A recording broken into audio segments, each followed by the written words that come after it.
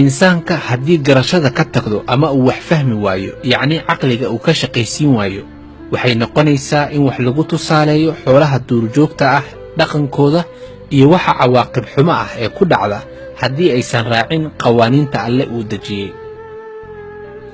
kuwaani waa laba cawl waxay ku hardamayaan ama ay isku dagaalayaan goob barxad ah.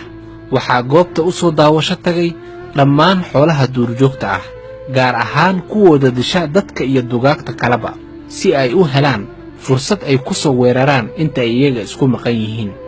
waanan la fahmayn sababta ay labadan cawl isku haystaan. haddana waxaa la og yahay in wax uun ay ka dhaxeeyaan. waxaa si kadis ah labadii cawl gadaashood ugu soo baxday gool doonaysa inay ku waliimaysato iyaga.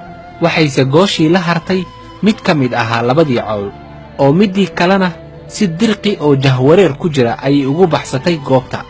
haddaba arrintaasi oo kale alla weyne wuxuu ugu digay muslimiinta wuxuuna yidhi وأطيعوا الله ورسوله ولا تنازعوا فتفشلوا وتذهب ريحكم واصبروا إن الله مع الصابرين.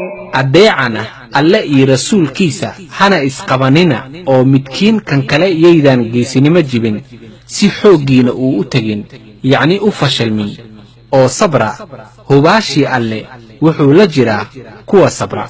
sidaasi darteed fariintaani waxay ku socotaa qof waliba oo Soomaali ah oo doonaya inuu walaalkiis waxyeeleeyo. ogow intaad isaga ku maqan tahay ayaa adigana cadowgaaga kugu soo maqan yahay. haddii aan midowno waan sii jiraynaa oo taagnaanaynaa.